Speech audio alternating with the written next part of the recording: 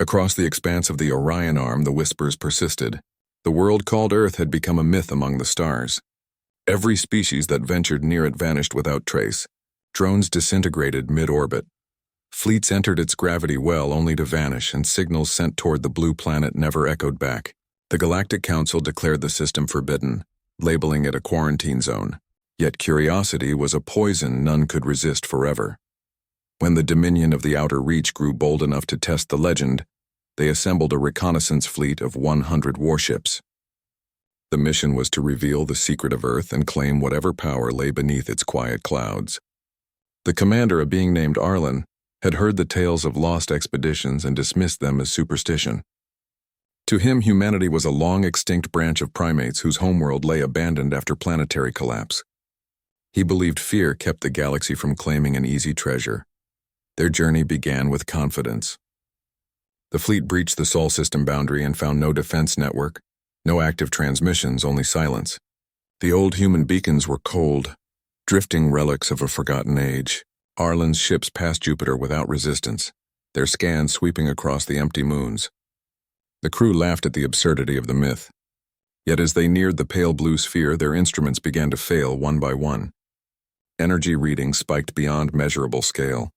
Communications distorted into static that almost sounded like voices whispering in forgotten tongues. At first they assumed interference. Then the stars around them dimmed. From the command deck, Arlen watched the sensors flicker as space seemed to ripple like disturbed water. It was as if reality bent around the Earth, folding under some unseen force. When they entered orbit, the fleet's formation broke. Every pilot reported seeing different continents beneath them. One saw green forests stretching to the poles. Another saw cities burning under crimson skies. Another saw oceans replaced by fields of glass. The navigator reported that gravitational readings made no sense. Earth's mass fluctuated, shifting between figures that defied physics. Then came the voice across all channels, a soft tone in a language none could translate yet every mind understood. It did not speak with malice but with recognition. "You have come to look again." Every being aboard froze. The voice seemed to echo from within them. Arlen demanded identification but received no reply. Instead, the viewports darkened. From orbit, they saw the planet's clouds spiral outward, forming symbols vast enough to be seen across continents. The patterns were not weather. They were code, ancient and deliberate. The science officers tried to record it, but their systems refused to store the data. Every attempt to capture the image resulted in corrupted memory. The ship's artificial intelligence began reciting strings of human numbers, pi, Fibonacci sequences, over and over. Then it whispered a single word. "Return." Arlen ordered descent. Whatever secret hid below had to be physical. Their dropships pierced the atmosphere, fire streaking across the sky, but no turbulence greeted them. Instead, they descended through perfect stillness. When the clouds parted, they saw Earth. It was alive. Forests taller than towers covered continents. Rivers glowed with luminescent flow. Ruins of ancient cities stood intact, preserved as if time itself respected their design. And in the midst of it all, vast metallic structures pulsed beneath the ground, visible only through energy scans. When they landed, their boots touched soil warm to the skin, though no sun shone directly. Air was breathable, rich with oxygen. The surface teams reported hearing faint melodies carried by the wind, something between music and memory. One soldier claimed he recognized the tune, though he had never heard it before. Deeper into the ruins, they found walls carved with precise geometry. The symbols matched none in galactic databases, but one linguist gasped when she noticed familiar patterns.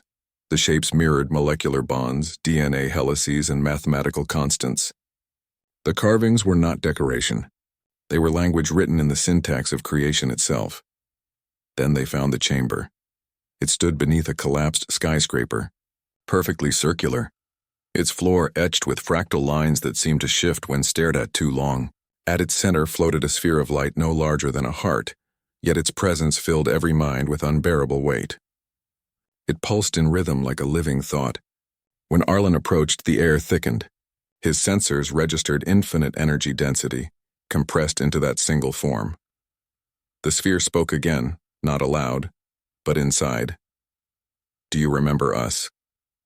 Images flooded his vision. He saw human faces through history, not as individuals but as epochs, builders, thinkers, wanderers. He saw the rise of cities, wars that scarred the stars, ships leaving Earth with dreams of reaching the unknown. Then he saw what the galaxy never knew. Humanity had reached beyond physics. They had touched the code beneath existence, rewriting reality like poets rearranging stanzas. They had not vanished. They had ascended. The sphere pulsed brighter. We left this world to rest, yet still they come to take. Arlen realized the truth. Earth was not dead. It was guarded by what humanity became, beings who transcended the material but remained bound to their birthplace. Every expedition that reached here had been judged and erased not out of hatred but protection. The human legacy guarded the seed of their origin as one guards a sleeping sun. Suddenly, one of the crew panicked and fired his weapon at the sphere. The energy blast dissolved before reaching it, and the shooter vanished, leaving only a faint shimmer in the air where he once stood. The remaining crew fell to their knees, terror mixing with awe. The voice echoed again, calm yet final. Those who seek without understanding will be unmade. Those who remember will return. Arlen begged to know why. The sphere dimmed until it became a single point of light that drifted toward him. It entered his chest. In that instant, he saw creation unfold backward. The Big Bang collapsing, stars rewinding into dust, time folding into a single origin. He saw humanity standing outside it all, looking back in silence. They had learned the first language, the one written before atoms. And with that language they could command reality. When he awoke, he was alone. The fleet, his crew, the structures, all gone. He stood in a field of grass beneath a tranquil sky. The planet was peaceful, untouched, as if nothing had ever arrived. His communicator buzzed faintly, replaying the last transmission from orbit. A message filled with static and one clear phrase. We found them. They are not gone. Arlen tried to leave. His shuttle rose, but the stars above curved away. The horizon stretched endlessly, bending back into itself. No matter how high he climbed, the curvature returned him to the same patch of sky. He realized the planet had become an infinite loop, trapping him within its living memory. Centuries later, another expedition arrived. Different flag, same ambition. They detected a single signal from the surface, an automated beacon repeating ancient words in the human tongue. The translation read, "Do not seek the architects." The code remembers. They ignored the warning and descended. From orbit, their cameras caught the first sight of a man standing among the ruins, waving calmly as they approached. His uniform was from a civilization long forgotten. His eyes glowed with soft blue light. He smiled and spoke into the open channel. Welcome back to Earth. Moments later, the transmission cut off. The fleet system shut down simultaneously. Space around them folded inward. From the outside, observers on the galactic frontier saw a brief flash brighter than a star, and then nothing. Another fleet lost. Another silence added to the legend. The Council, upon hearing of the disappearance, debated whether to erase Earth from the maps entirely. Some argued it was safer to forget. Others claimed that knowledge must be pursued no matter the cost. In the end, they decided nothing. Fear ruled where reason failed, but some still wondered. What kind of species could leave behind such a legacy that defied entropy and physics? How could a world abandoned by its people remain alive? What did it mean that even the laws of the universe bent around it? In secret, an archivist gathered every fragment of data about the lost fleets. When she aligned the fragments together, she noticed something hidden in the static of the last recordings. Buried within the noise was a pattern of frequencies that formed an image, the outline of a human hand, open and reaching outward. Beneath it, a single mathematical phrase pulsed repeatedly in quantum code. We remember. She deleted the file and sealed the archive, because she understood what the others would not. Earth was not a mystery to be solved. It was a message written in the living. Language of creation itself, a reminder that the species who once called it home had mastered the universe's design and chosen silence as their final statement. No one returned from Earth because those who entered did not die. They were rewritten. They became part of the code, threads woven into the great algorithm humanity had left behind. To step onto Earth was to step into the mind of what humanity had become.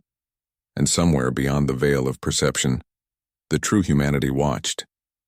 Not as conquerors or gods, but as architects maintaining balance, They had ascended beyond the need for recognition. They had become the whisper in the void, the breath between stars, the consciousness that held galaxies together. When the next curious explorers set their course for the forbidden blue world, they too ignored the warnings. They entered the system, confident in their